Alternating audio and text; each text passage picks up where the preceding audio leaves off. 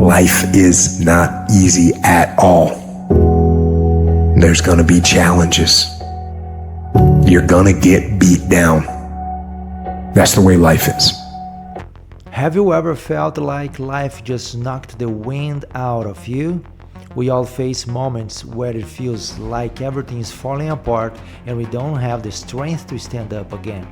In the secular world, people talk about having a warrior mentality to survive the pain. But as Christians, we have access to a strength that goes far beyond our own human willpower.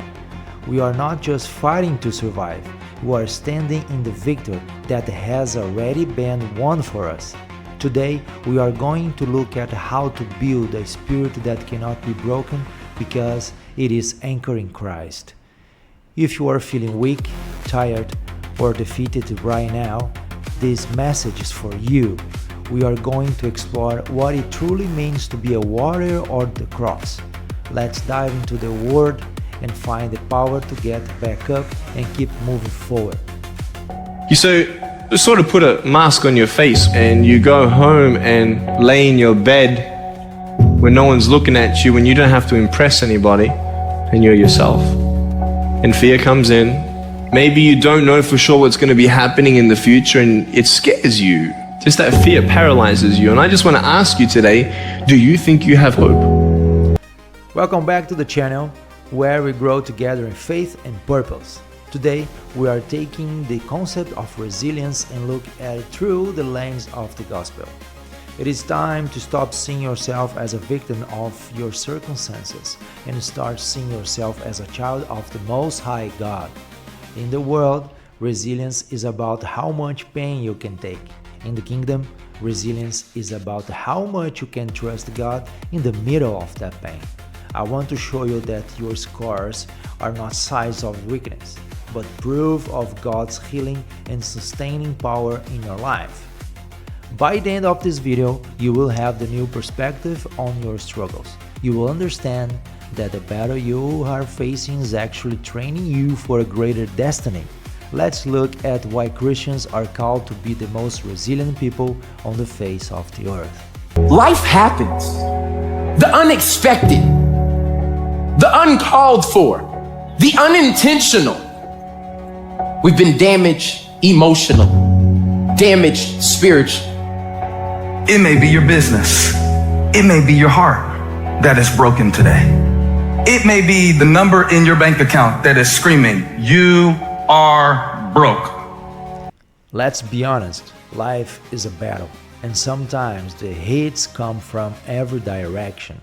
Jesus never promised us a life without trouble. In fact, he told us exactly the opposite. In John 16:33, he said, "In this world you'll have trouble." But he didn't stop there.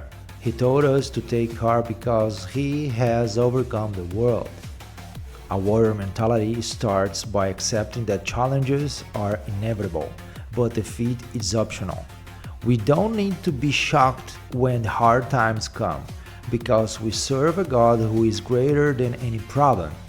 Your current struggle is not a sign that God has left you.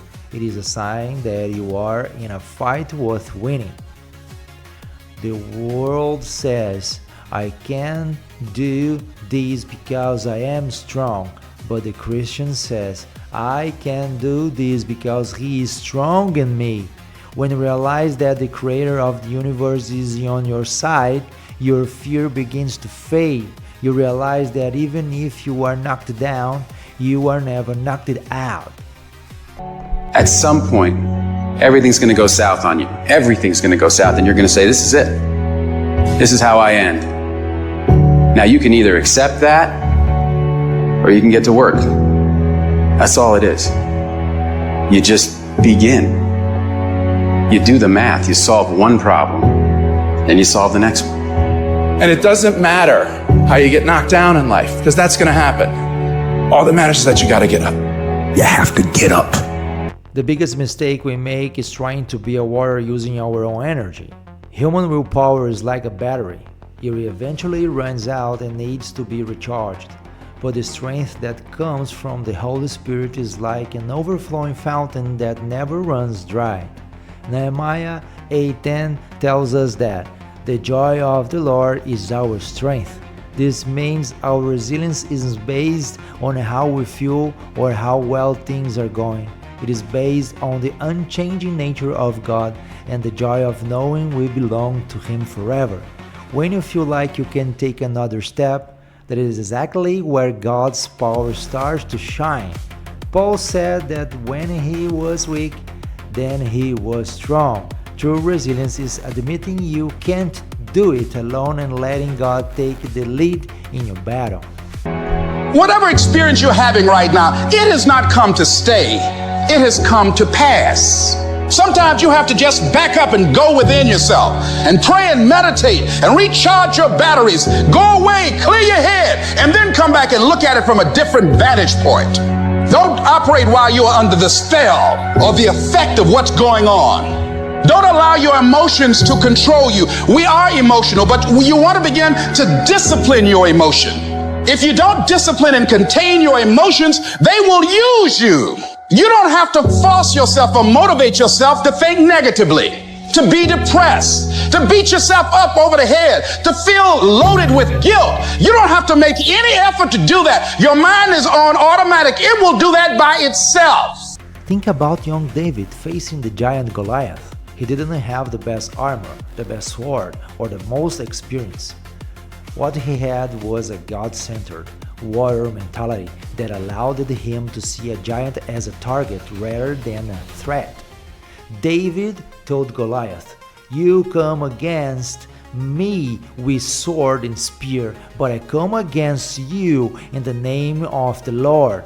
David's resilience didn't come from his own skills as a shepherd. It came from his history of seeing God deliver him from the lion and the bear. He knew that the same God who helped him then would help him now. You might be facing a Goliath today. Maybe it is a death, a sickness, or a broken relationship. Don't look at the size of the giant. Look at the size of your God. Like David, you can run toward to your battle with confidence, knowing the outcome is in the Lord's hands. But if you want to begin to move into your own personal greatness, you've got to be willing to go against the tide. You've got to be willing to harness your will and say, in spite of this, I'm in control here. I'm not going to let this get me down. I'm not going to let this destroy me. I'm coming back. A warrior never goes into a battle without protection, and God has provided us with the perfect equipment. In Ephesians 6, we are told to put on the full armor of God. This isn't just a metaphor, it is a daily spiritual practice to keep our minds and hearts resilient. We protect our minds with the helmet of salvation so that the enemy's lies can't take root. We use the shield of faith to stop the arrows of doubt and fear before they can hurt us. And we carry the sword of the Spirit, which is the Word of God, to fight back against every dark thought. Resilience is much easier when you are wearing your armor. If you feel discouraged today, check your equipment. Are you spending time in the Word? Are you standing on the truth? When you are fully armored, you can stand firm, and no matter how hard the wind blows.